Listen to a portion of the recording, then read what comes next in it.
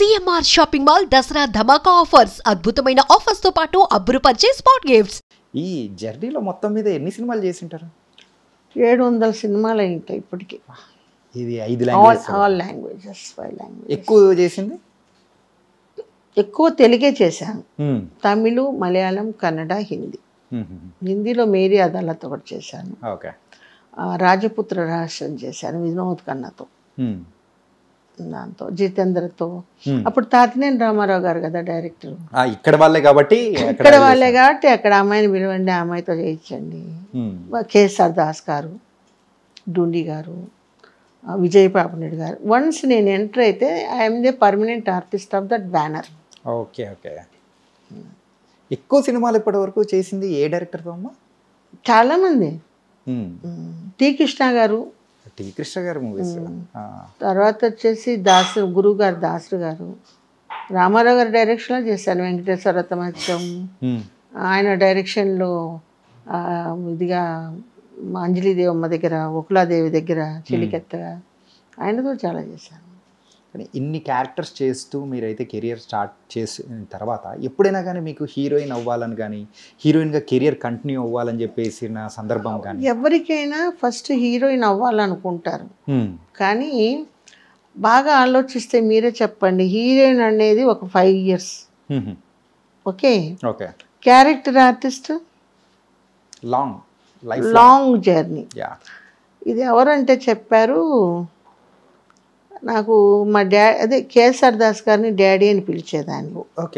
నేను నాకు కొంతమంది దాసనారాయణరావు గారు, కొంతమంది పెద్దలు, అమ్మ అక్కినేని నాగేశ్వరరావు గారు, వీళ్ళందరి సూచనలతో నేను నా జర్నీ అవును నిజమే కదా, ఈ అందం ఒక 5 years, తర్వాత మనం ఏజ్ అయ్యే కొద్దీ రూపం మారుతూ ఉంటుంది కదా, రూపం తగ్గట్టు అట్లా నేను నా చిన్న వయసులోనే ఒక 65 సంవత్సరాల ఓల్డ్ క్యారెక్టర్ చేశాను. బ్రా అంతా లేకుండా, బ్లౌజ్ లేకుండా, తమిళ్లో.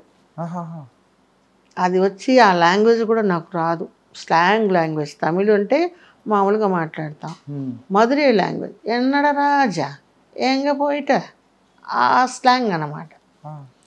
సో బాగా చేయించారు నా చేత క్యారెక్టర్. ఇంత పొడుగు చెవులు, కుండలాగా వేలాడుతుంటాయి, మేకప్ ఉండదు, బ్లౌజ్ లోపలేదో జస్ట్ ఇది. చాలా మంచి క్యారెక్టర్. అంత ఇంత క్యారెక్టర్ కాదు, అంటే అంత చిన్న ఏజ్లోనే అంత మెచ్యూర్డ్గా క్యారెక్టర్. అంటే అట్లాగే ఒక తీచెట్టి గోవింద సూపర్ డూపర్. ఎందుకంటే ఫస్ట్ సారాయి అమ్ముతుంది, బ్రోతలు చేస్తుంది, అన్నీ చేస్తుంది. ఆఫ్టర్ ఇంటర్వ్యూలో total change of the character.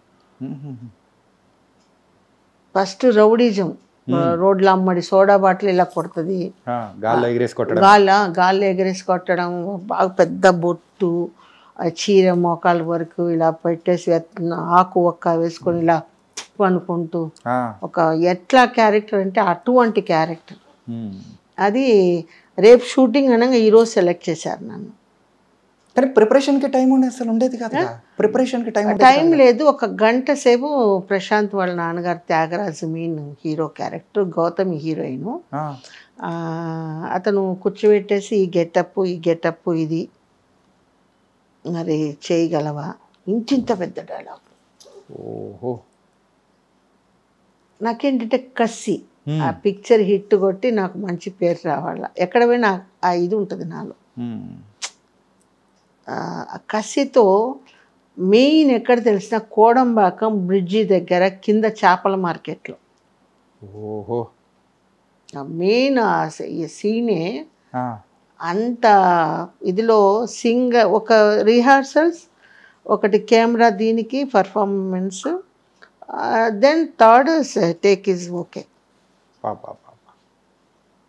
పెద్ద పెద్ద డైలాగులు. కానీ ఆ ఎన్విరాన్మెంట్లో మనం కూర్చోవడం కానీ, రిక్షాలో ఇలా వేసుకొని ఒక్కాకు వేసుకొని తుప్పుతో ఎన్నడా, ఒక వల్గర్ డైలాగ్స్ వచ్చే థేరీ అని ఇది చేయడం, అన్నీ అబ్బబ్బబ్బా! కానీ అంటే అంతటి రగ్గుడ్ క్యారెక్టర్ అనేది తెలుగులో మాత్రం చేయలేదు కదా? తెలుగు వాళ్ళు ఏమో చెప్తారంటే ఊరు వాళ్ళని ఊరు వాళ్ళు ఇది చేయరు కదా, బయట ఊరు వాళ్ళు ఆదరిస్తారు. అట్లా మన తెలుగు వాళ్ళు చేశా, కొన్ని క్యారెక్టర్స్ చేశాను. కానీ ఇలాంటి క్యారెక్టర్ నేను తెలుగులో చేయలేదు. కానీ ఇది మీరు చెప్తూ ఉంటే ఎంత ఛాలెంజింగ్. ఇప్పుడు ఒకవేళ ఆ కైండ్ ఆఫ్ క్యారెక్టర్ ఇప్పుడున్న జనరేషన్లో చేయాలి అని అంటే దానికి ప్రిపరేషను, రిహార్సల్ అండ్ అన్నీ చూసుకొని ఒక 10-15 డేస్ తర్వాత ఓకే అనుకుంటే అప్పుడు దెన్ షూటింగ్ అనేది. క్లిప్పింగ్ చూసారంటే మీరు దీని పిక్చర్ది అదిరిపోతారు. ఓకే, అట్లా చేశాను. జుట్టు బాగా అప్పుడు ఒత్తుగా ఉండేది, ఇలా సవాల్ చేస్తుంది ఇన్స్పెక్టర్కే, ముడి పట్టుకొని ఈడ్చుకొని వచ్చి లోపలేస్తాడు జైల్లో.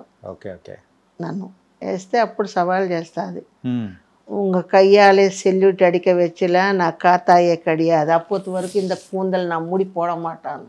బాబా బాబా, నువ్వెప్పుడు నాకు సెల్యూట్ చేసేంత వరకు ఈ జుట్టు అనేది కూడా ముడి పెట్టను, నీ చేత నేను సెల్యూట్ కొట్టించుకుంటా. తర్వాత అతన్నే కాపాడి అతని శవాన్ని నేను మోసుకొనేసి సుడికాటికి తీసుకెళ్ళి ఇది ఉంగళ మాదిరి వర్తరు ఇరిందా ఉలగత్తిలో ఎంగళ మాదిరి అంటే తెలుగులో చెప్తాను. అది నీలాంటి సిన్సియర్ ఆఫీసర్ ఒకడు ఉన్నాడంటే నాలాంటి వాళ్ళు ఇట్లా రాజకీయ నాయకులతో చేతులు కలిపేసి ఇలాంటి తప్పుడు పనులు చేయము, ఈ రోజు నుంచి నేను నీకు అమ్మగా ఉండి ఇది చేస్తానని ఆ రోజు నుంచి ఇది చేస్తే పాపం విలన్స్ అంతా చంపేస్తే ఆయనను తీసుకొని తీచెట్టు అంటే నిప్పులు పెట్టుకొని ఆయన సుడికాటికి అదే శ్మశానానికి తీసుకెళ్తుంది. ఓకే ఓకే, భలే ఉందమ్మా అసలు చెప్తూ ఉంటేనే. అసలు ఆ క్యారెక్టరు ఆయన సెలెక్ట్ చేయడము, ఈ అమ్మాయే కావాలని, రేపు షూటింగ్ అంటే ఈరోజు ఇమీడియట్గా అలాంటి రోల్స్ ఇందులో తెలుగులో వస్తాయేమని ఎదురు చూస్తున్నాను. చచ్చిపోయే లోపల మంచి క్యారెక్టర్ చేస్తాను. కానీ ఇంత ఏజ్ వచ్చిన తర్వాత కూడా అలాంటి కైండ్ ఆఫ్ ఛాలెంజింగ్ క్యారెక్టర్ చేయాలనే ఆకలి ఉంది చూసారా, తగ్గట్లేదు అసలు. ఇంకా ఉంది, ఆ కసి ఉంది నాలో. అందుకేనేమో ఇంకా అలాంటి కైండ్ ఆఫ్ క్యారెక్టర్స్ కోసం వెయిట్ చేస్తూ ఉన్నారు. అవి మన తెలుగోళ్ళకి ఇవ్వరు, తమిళోళ్ళు ఇస్తారు. నేను తమిళ్లో కొన్ని మంచి క్యారెక్టర్లు చేశాను. ఓకే, కానీ మిమ్మల్ని ఒక నటిగా మార్చిందంటే విజయ్ బాపినీడి గారు అని చెప్పారు కదా. మాదల రంగారావు గారు. ఇది ఆ సినిమా ఆ యువతరం కథల నుంచి ఆయన వరుసగా 12 పిక్చర్లు చేశాను. జనం మనం, విప్లవ సింకం చాలా చేశాను. ఓకే, ఒక్కొక్క దాంట్లో ఒక్కొక్క గెటప్.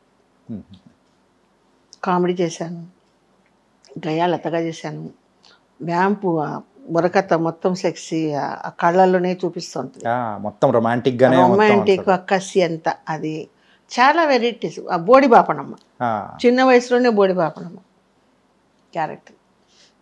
అప్పుడు రైటర్లు కూడా బాగా రాసేవాళ్ళు డైలాగ్స్ అంతా, దానికి ఒక మీనింగ్ ఉండేది. ఒక రైటరు ఒక డైలాగ్ రాశాడంటే దానికి అర్థం ఉండేది. ఇప్పుడు ఏదో రాస్తున్నారు, చేస్తున్నారు. మీరు, సిల్క్ స్మిత గారు అండ్ వీళ్ళందరూ కూడా సో ఒకటేసారి జర్నీ అనేది కూడా మొదలు పెట్టారు. ఆ టైంలో ఉన్న వాళ్ళల్లో మెయిన్గా సిల్క్ స్మిత గారు ఒక హై అనేది కూడా చూశారు. హై ఆవిడేంటంటే ఫస్ట్ వచ్చినప్పుడు లావుగా ఉండేది సిల్క్ స్మిత. ఓకే, నేను సన్నగా ఉండేది. ఫస్ట్ నన్ను సెలెక్ట్ చేసేవాళ్ళు. తర్వాత ఆవిడలో కూడా నాకు ఎట్లా కసిందో ఆ కసి. ఆవిడ కూడా మంచి అమ్మాయి. ఆ కసితో మలయాళం పిక్చర్ వండి చక్రం అని హిట్ అయింది. అప్పుడు ఆ బాడీ ఆ షేపు తీసుకొచ్చింది బాగా. తీసుకొచ్చి చాలా పిక్చర్స్ చేసింది. కానీ ఆ రోజుల్లో వర్కౌట్స్ అంటే ఎట్లా చేసేవాళ్ళు? తగ్గడానికి కానీ ఫుడ్డేనా ఎట్లా? Diet, food complete diet. అప్పుడు ఈ ప్లాస్టిక్ సర్జన్స్, కొవ్వు తీర్చడాలు లేవు కదా. Exercises, runnings. ఇప్పుడు నాకు కూడా హార్స్ రైడింగ్ బీచ్లో నేర్పించారు మాధవన్ మాస్టర్ గారు. ఓకే, తెల్లారుజామున 6 గంటలకు తీసుకెళ్ళిపోయాడు గుర్రస్వారికి చేసేవాడు. కానీ ఇంకా షూటింగ్స్ వర్క్ అయితే మాత్రం దాని వర్క్ దానికే ఉంది.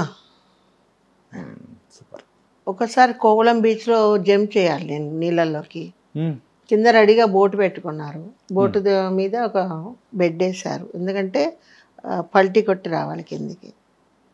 సో అట్లా ఉంటుంది, కష్టం ఉంటుంది, దానికి డేరు ఉండాలి దేనికైనా.